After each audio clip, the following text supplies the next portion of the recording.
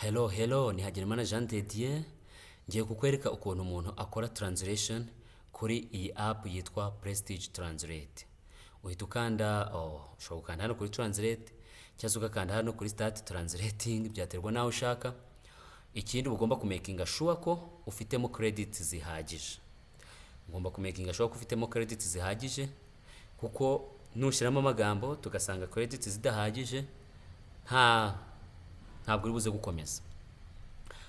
Ukanda hano kuri new translation cyangwa ugakanda hano kuri create translate, ukashiramo amagambo hano ugakanda, biterwa naho ushaka guhera, ariko ngiye nkunda guhera hano. Leta nkanda, bahita bagukorera izina riri random, ni page igafunguka.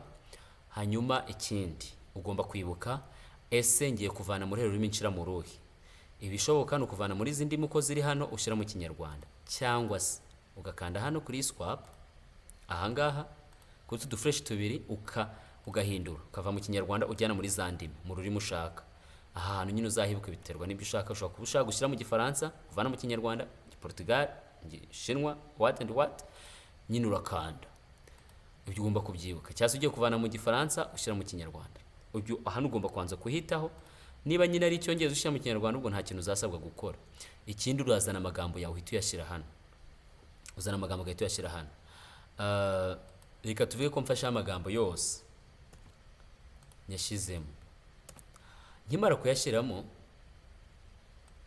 niba credit mfite zidahagije bitaba binyereka you are not allowed to translate, there are no enough credits. Na hano hasi bagahita bakugajya ukanda yes. Ubwo nuvuga ngo bigusaba kujya hano ukishyura ukagura credits kugira ngo utranslatinga mu gihe wari ufitemo credits nkeya. Ariko tuvuge ku rugero kangabanye aya magambo nshiremo credits zingana n'amagambo mfite, sigema amagambo angana na credits mfite, sorry. Wenda katugarukire no ahangaha.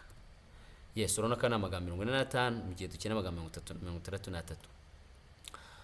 Aya magambo nshobora gukenera ko ya translatinga, sibyo? Icyo nkora ni uguhita nkanda hano kuri translate.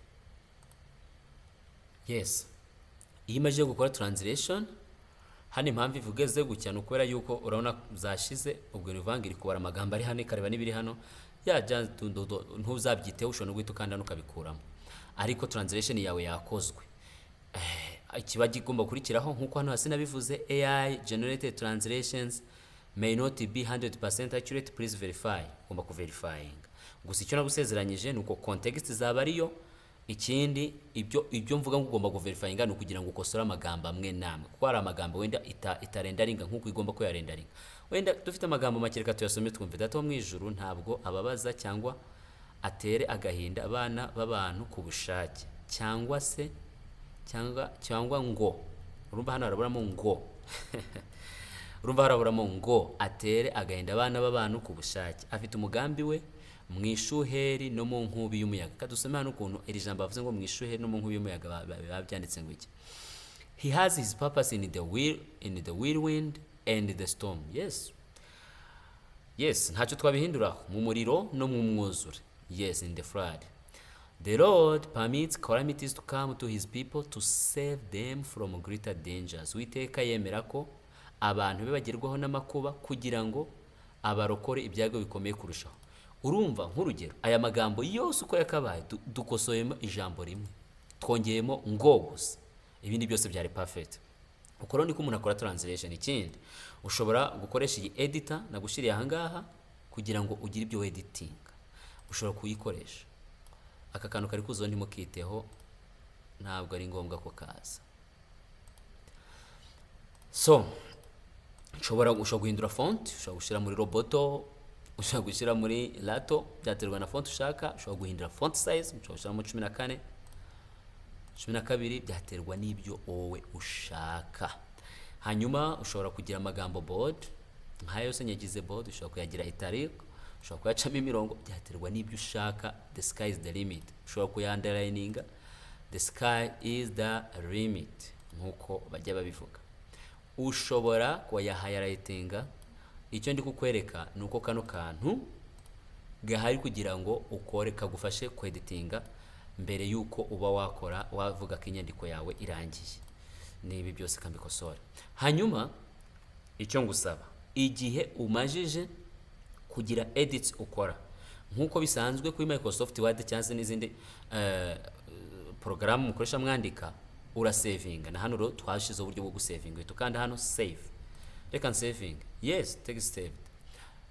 Ikindi iyi nyandiko yawe imaze gutungana, ubasha gukora export to docs. Iyi ni document ya Microsoft Word, kandi document ya Microsoft Word ishobora no gufunguka muri Google Docs. So nabishizeho, ndahakanze, yes, nyandiko yangiye wayibonye. Ubasha gukanda hano ukopeninga File Explorer kugira ureba hano ibitse, ubundi ukayifungura. Ni inyandiko ya Microsoft Word. Iyo rero ubwo nibwo buryo bwo gutranslating ukoresheje iyi application. Yuko ni kuba ushobora gukora translate. Niba inyandiko udashaka kuyibika, urakanda hano kuri delete. Niba ushaka guhita uyisiba, byaterwa n'ibyo ushaka. Niba ushaka kuyirineminga, yes, ushobora kuyirineminga, yes, kanyirineminga. Ushobora gukanda save, ako kanya izina rikaba ryagiyeho. Niba ushaka kuyideletinga, n'ubundi ntabwo nari nyikeneye, kanyisibe. Nari mbikoze kugira mbiyigishe, ariko kanyisibe. Yes, inyandiko yagiye kera. Ni ibyo ngibyo, ntekereza ko application ari nziza, ubundi muryoherwe no gutranslatinga.